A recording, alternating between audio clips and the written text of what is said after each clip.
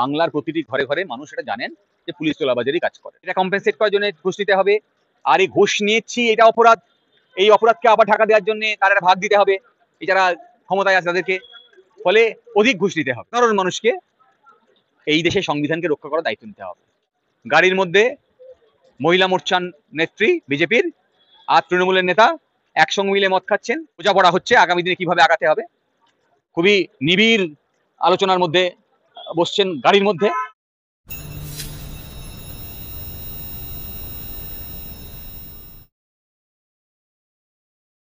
এতদিন তো শুধুমাত্র জেলাতে পুলিশের বিরুদ্ধে তোলাবাজির অভিযোগ এসেছে, এবার খাস কলকাতায় একেবারে নিউ আলিপুরের মতো জায়গায় একেবারে তোলাবাজিতে বা তোলা না পেয়ে একের পর এক 30 থেকে 40টা দাঁড়িয়ে থাকা ট্রাক ভাঙচুরের অভিযোগ উঠলো এসআই এর বিরুদ্ধে, এবং 4 এসআই ইতিমধ্যেই সিসিটিভি ফুটেজ দেখে তাদের চিহ্নিত করা হয়েছে এবং তাদেরকে সাসপেন্ড করা হয়েছে।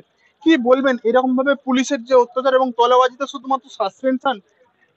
আচ্ছা দেখুন, এতে এত অবাক হওয়ার কিছু নেই। বাংলার প্রতিটি ঘরে ঘরে মানুষ এটা জানেন যে পুলিশ তোলাবাজারি কাজ করে। সাংবাদিকরা এখন দেখাচ্ছেন, আপনাদেরকে ধন্যবাদ। বিষয়টা মনে রাখতে হবে যে এই তোলাবাজিটা এমনি এমনি শুরু হয়নি। আপনারা নিশ্চয়ই জানেন যে WBCS এ সাদা খাতা জমা দিয়ে চাকরি পেয়েছে, তাহলে তাকে নিশ্চয়ই সাদা খাতা জমা দিয়ে চাকরি পাওয়ার জন্য কিছু দিতে হয়েছে কনসিডারেশন। SSC ক্ষেত্রে প্রমাণ হয়েছে, শিক্ষামন্ত্রী বাড়ি থেকে কোটি কোটি টাকা উদ্ধার হয়েছে। এরকম অনেকেই অভিযুক্ত আছে যারা শাসন ক্ষমতায় আছে, নেতা মন্ত্রী, তাদের বাড়ি থেকে তারা এই দুর্নীতির অভিযুক্ত। তাহলে আপনি যদি টাকার বিনিময়ে চাকরিতে আসেন, তা সেই টাকাটা তুলবেন কি করে? মাইনে দিয়ে তো উঠবে না। এত যে লক্ষ লক্ষ টাকা আপনি দিয়ে চাকরিটা জোগাড় করছেন, সেই টাকা তো তুলতে হবে, তাহলে চাকরিতে সেই তুলতে হবে। এবার চাকরিতে যদি আপনি তুলবেন, তোলার পরে তাহলে আবার তো অভিযোগ হবে যে এই টাকায় তুলছো, আমাদের ভাগ কোথায় না চাকরিটা চলে যাবে। ফলে ওই চাকরির ওই আগে যে টাকা ঘুষ দিয়ে চাকরিতে আসতে হয়েছে সেই টাকা ওকে পূরণ করতে হবে, সেটা কম্পেনসেট করার জন্য ঘুষ নিতে হবে। আর এই ঘুষ নিয়েছি এটা অপরাধ, এই অপরাধকে আবার ঢাকা দেওয়ার জন্য তার একটা ভাগ দিতে হবে এই যারা ক্ষমতায় আছে তাদেরকে। ফলে অধিক ঘুষ দিতে হবে। এই তো এখন নিয়মের মধ্যে পড়ে গেছে।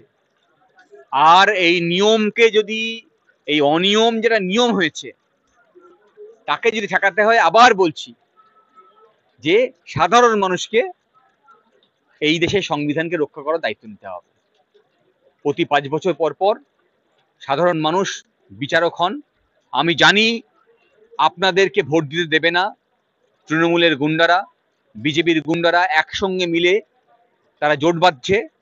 গতকাল দেখেছেন নর্থ বেঙ্গলে গাড়ির মধ্যে মহিলা মোর্চার নেত্রী বিজেপির আর তৃণমূলের নেতা একসঙ্গে মিলে মদ খাচ্ছেন, বোঝাপড়া হচ্ছে আগামী দিনে কিভাবে আগাতে হবে। হ্যাঁ, খুবই নিবিড় আলোচনার মধ্যে বসছেন গাড়ির মধ্যে। হ্যাঁ, ফলে এই সঙ্গে একসঙ্গে জোট বেঁধেছে, এই জোটকে ঠেকিয়ে, ওই গুন্ডাদের ঠেকিয়ে আপনার অধিকার প্রয়োগ করতে পারলে তবে সংবিধানকে রক্ষা করা যাবে। আর তা সম্ভব। সবাই একসঙ্গে জোট বাঁধুন, দেশকে রক্ষা করুন, সংবিধানকে রক্ষা করুন। না হলে মহাত্মা গান্ধীকে অপমান করা হবে, নেতাজি সুভাষচন্দ্রকে অপমান করা হবে, ভগৎ সিংকে অপমান করা হবে, ক্ষুদিরামকে অপমান করা হবে। কারণ তারা নিঃস্বার্থভাবে তাদের প্রাণ দান করেছেন আপনার এই স্বাধীনতাকে উদ্ধার করার জন্য, আপনাকে স্বাধীনতা দেওয়ার জন্য, আপনার এই সংবিধানকে দেওয়ার জন্য। ফলে তাদেরকে যদি সম্মান করতে হয়, তাদেরকে যদি অপমান না করতে, অপমানিত না হতে হয়, তাহলে আপনার কিছু দায় আছে, সে দায় আপনাকে পালন করতে হবে।